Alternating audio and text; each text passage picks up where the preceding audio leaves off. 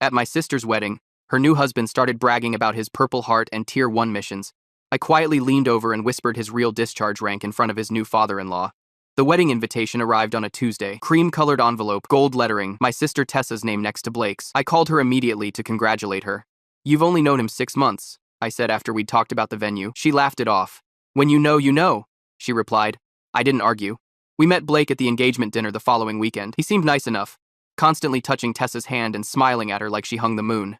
"So Blake, Tessa mentioned you were in the Army?" Owen, Blake's father and a former Marine, leaned forward eagerly. Blake nodded. "Army Rangers, 2 tours in Syria." Owen's eyes lit up. "My 2 Afghanistan tours were tough, nothing like what you special ops guys went through." I noticed Blake hesitate before answering. "Yeah, we had some intense missions out of Fort Bragg."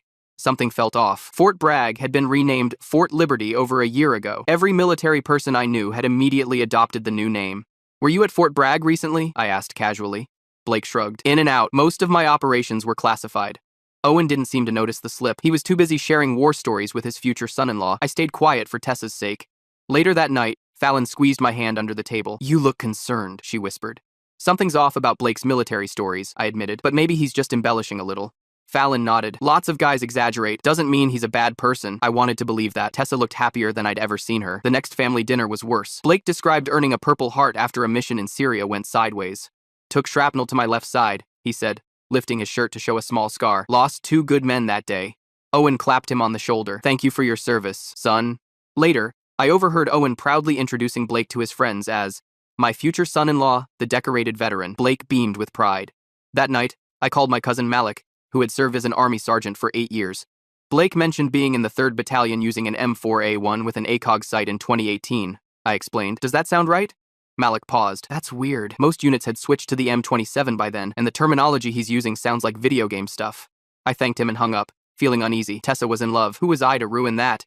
The following weekend, Blake told a story about a Tier 1 classified operation that sounded straight out of an action movie, complete with helicopter extractions and sniper shots from impossible distances. "How could you hit a target at that range with those wind conditions?" Owen asked, genuinely curious.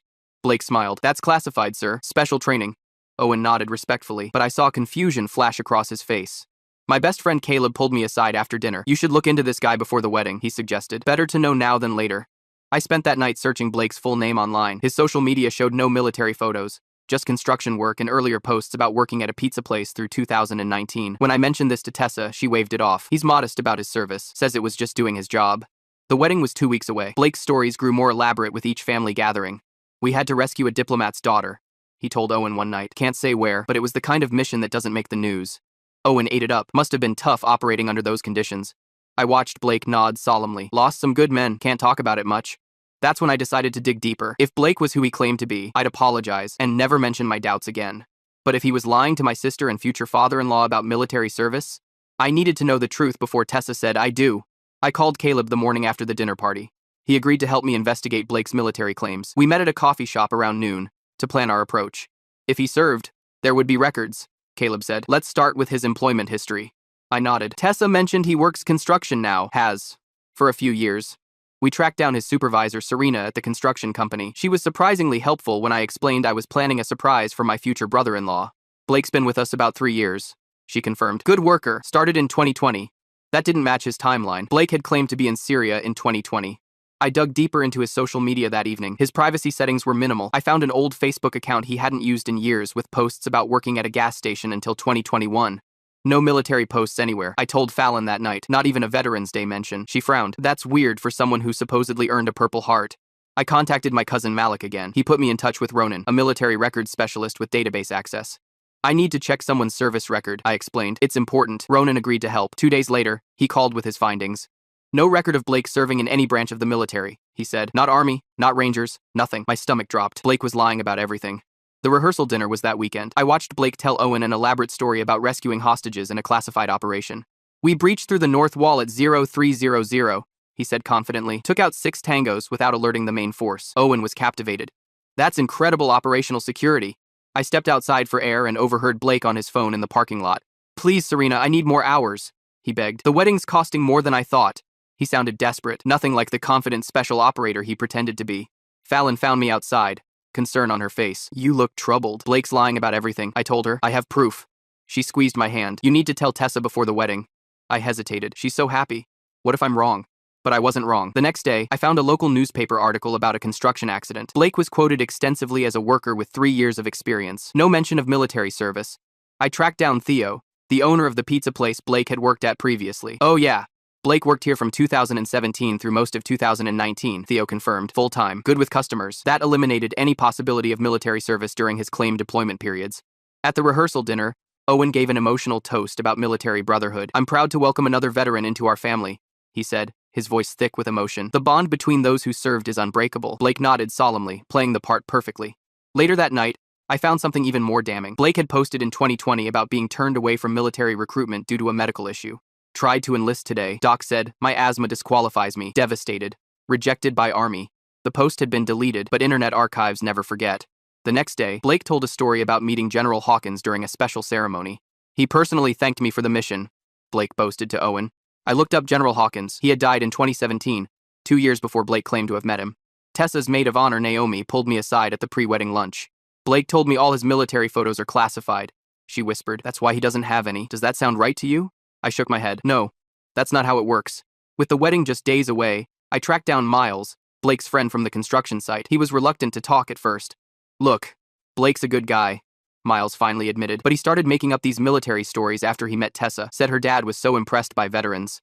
I had all the evidence I needed. Blake had fabricated his entire military career to impress Owen and Tessa. The wedding was tomorrow. I had to decide whether to confront Blake privately or expose him publicly. Either way, I was about to break my sister's heart. I called Fallon that night, sick with dread. What would you do? I asked her. She was quiet for a moment. If it were my sister, I'd want to know the truth before I said I do to a liar. I made my decision. I would talk to Owen first thing in the morning, show him the evidence, and let him decide how to handle it with Tessa. The truth would hurt, but living a lie would hurt more in the long run. I just hoped my sister would forgive me. The wedding ceremony was beautiful despite my churning stomach. I watched Blake standing at the altar, wearing military service pins on his lapel in a configuration no actual veteran would use. Tessa beamed with happiness as they exchanged vows. I felt Fallon squeeze my hand as the pastor pronounced them husband and wife. My chance to speak up had passed. You okay? She whispered as we moved to the reception. I nodded weakly. The reception began with Blake's toast to his new bride. He raised his glass with practiced solemnity. To my beautiful wife, and to the brothers I lost in combat who couldn't be here today, he said. Several guests wiped away tears. Owen clapped him on the back as Blake sat down. That was beautiful, son. The meal progressed with Owen and Blake exchanging military stories. Blake's lies grew more elaborate with each glass of champagne. General Hawkins personally presented me with a commendation after the hostage extraction, Blake announced. Said it was the cleanest op he'd seen in 30 years of service. I nearly choked on my water. General Hawkins had been dead for years before Blake's claimed mission. Owen shared genuine stories about his time in Afghanistan. His details were specific, emotional, authentic. Blake's responses sounded rehearsed, pulled from movies. Blake will be speaking at the Veterans Support Group next month, Tessa announced proudly. They're doing a special ceremony for Purple Heart recipients. That was the moment I decided. This wasn't just about Tessa anymore. Blake was exploiting real veterans' sacrifices. After the main course, Blake launched into his most outlandish story yet. He described a classified special operations mission in northern Syria. We had to extract a high-value asset under heavy fire, he explained. 6-man team, complete communications blackout. Owen leaned forward, interested. What was your exfil plan if primary transport was compromised? Blake hesitated. That's classified information, sir. Owen frowned slightly. Just asking about standard protocol. Nothing classified about that. Blake took a long sip of champagne. We had multiple contingencies in place. Can't really discuss the details. I watched Owen's expression shift. He was starting to notice the pattern of vague answers. I excused myself and retrieved the folder from my car. The military records report Ronan had prepared was inside. I returned to find Blake, describing impossible sniper shots. Took out 3 sentries from 2,000 meters in high winds, he was saying. Special training. I sat down next to Owen and quietly slid the folder toward him. You should see this, I whispered. Owen glanced at me, then opened the folder. His face fell as he read the contents. The report clearly showed Blake had been rejected from military service due to medical issues. No deployments, no combat, no Purple Heart. Owen's hands trembled slightly as he closed the folder. He looked at Blake with new eyes. Blake, he said, his voice cutting through the chatter around the table. I'd like to see your discharge papers sometime. Compare notes on our service. The table went quiet. Blake's smile faltered. They're, in storage. Haven't unpacked them since moving. Owen nodded slowly. Interesting, because I have this report showing you were medically rejected from service in 2020. Never even made it through basic. The silence was deafening. Blake's face drained of color. That's not accurate, he stammered. My records are classified.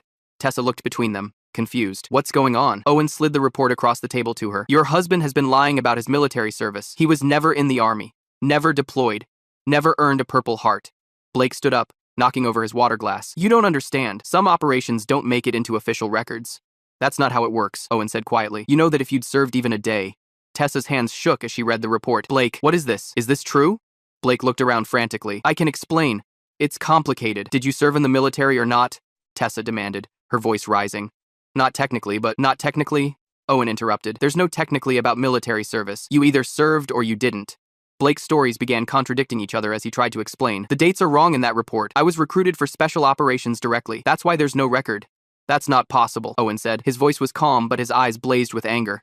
Tessa stood up, tears streaming down her face. Have you been lying to me this whole time? Blake reached for her hand. I wanted to impress your dad. Then, it just got out of control. The reception descended into chaos. Guests whispered among themselves. Tessa's mother rushed to her side. Blake kept trying to explain, but his lies had finally caught up with him. I think you should leave, Owen said to Blake, standing up. Now. Blake looked desperately at Tessa. Please, I love you. The military stuff isn't real, but my feelings are. Tessa pulled off her wedding ring. I don't even know who you are. I watched my sister's wedding fall apart before my eyes. The truth had come out, but at what cost? Tessa sobbed into her mother's shoulder. Owen stood rigid with betrayal written across his face. Blake made one last attempt to salvage the situation. I tried to enlist. They rejected me for asthma. I wanted to serve. I really did. Then you should have been honest about that, Owen said. Instead, you dishonored everyone who actually did serve. As Blake was escorted out by Tessa's uncles, I caught my sister's eye across the room. Her expression was a mixture of heartbreak and gratitude. The wedding was over. The truth was out, and now we had to pick up the pieces. The hotel suite door clicked shut behind Tessa. She collapsed onto the bed in her wedding dress, sobbing uncontrollably. I stood awkwardly in the doorway, unsure if I should enter. Can I come in? I asked. She nodded weakly. I sat beside her on the edge of the bed. The wedding reception had completely fallen apart after Blake's lies were exposed. Most guests had left in uncomfortable silence. How long have you known? Tessa finally asked, her voice hoarse from crying. I told her everything. I suspected something was off at the engagement dinner, I explained. The Fort Bragg slip-up was the first red flag. Tessa wiped her eyes. I feel so stupid. You're not stupid, I said. Blake is an accomplished liar. A soft knock interrupted us. Owen stood in the doorway, his face etched with pain and anger. He'd aged 10 years in the past hour. Blake is downstairs, he said. He wants to talk to you. Tessa hesitated. I don't know if I can face him right now. You deserve answers, I replied. We'll be right there with you. The three of us met Blake in a small conference room off the lobby. He sat alone, tie loosened, eyes red. He looked defeated. I'm sorry, he said immediately. I never meant for it to go this far. Then why did it? Owen asked, his voice tight with controlled fury. Blake stared at his hands. I wanted to impress you both, the way you talked about military service with such respect. So you fabricated an entire career? Tessa's voice cracked. Purple Hearts? Classified missions? Blake nodded miserably. I tried to enlist, really tried. The asthma disqualification crushed me. You could have been honest about that, Owen said. Instead, you mocked everything I stand for. I watched Blake's shoulders slump further. I know. It started with small exaggerations, then snowballed. Did you ever think about the real veterans? I asked. The ones who actually earned those medals you claimed? Blake couldn't meet my eyes. I didn't think it through. Once Tessa's family respected me, I couldn't stop. Tessa removed her wedding ring. I don't even know who you are. I'm still me, Blake pleaded. The construction worker who loves you. The military stuff was fake, but my feelings are real. Owen shook his head. A relationship built on lies isn't real. You dishonored my daughter and every service member. The conversation lasted nearly 2 hours. Blake eventually confessed everything. How his father had belittled him for failing to enlist. How he'd invented increasingly elaborate stories to feel worthy. I need time to process this, Tessa finally said. Please leave. Blake nodded, defeated. I understand. After he left, Tessa turned to me. Thank you for uncovering the truth, even though it hurts. The next morning, Tessa met with a lawyer about annulment options. The marriage was less than 24 hours old, built entirely on fraudulent representation. He presented himself as someone he's not, the lawyer explained. That's grounds for annulment in this state. Owen surprised us both that afternoon. Despite his anger, he'd contacted a veterans counseling center about Blake. They have a program for people with identity issues related to military service, he explained. It's surprisingly common. You're helping him? Tessa asked, confused. Owen nodded. I'm furious at him, but he needs help, not punishment. Over the next few weeks, Tessa stayed with our parents while processing her grief. I helped her navigate the legal paperwork for the annulment. How did I miss all the signs? She asked one evening over coffee. Love makes us blind sometimes, I replied, and Blake was very convincing. My cousin Malik invited Owen to a legitimate veterans support group. They met weekly, giving Owen a healthy outlet for his feelings of betrayal. Real veterans understand sacrifice, Owen told me afterward. Blake wanted the glory without the service. Blake started therapy. He sent Tessa a handwritten letter taking full responsibility for his deception. No excuses, just accountability. I'm not asking for forgiveness, he wrote. Just want you to know I'm getting help for my issues. Tessa appreciated the gesture but maintained her distance. The annulment was finalized 6 weeks after the wedding. Fallon and Caleb helped me process my own complicated feelings. I'd exposed the truth but destroyed my sister's wedding in the process. You did the right thing, Fallon insisted. Imagine if she'd discovered his lies years into the marriage. Caleb agreed. Or after they had kids, you saved her from a much worse heartbreak. 6 months later, Tessa invited me to dinner. She looked happier, more at peace. She'd started dating again, cautiously. I'm more careful now, she admitted, but I'm not bitter, just wiser. Owen and I developed a stronger relationship through the ordeal. He respected that I'd valued truth over temporary harmony. A man's character is measured by his honesty, he told me. Blake failed that test, but you passed it. A year after the wedding disaster, Tessa met someone new, a firefighter named Alex, who made no grand claims about his life. He is exactly who he says he is, Tessa told me, and that's more than enough. I sometimes wonder what would have happened if I'd stayed silent, if I'd let Blake's lies stand. But seeing my sister happy again, I knew I'd made the right choice. The truth had hurt, but living a lie would have been far more devastating in the end.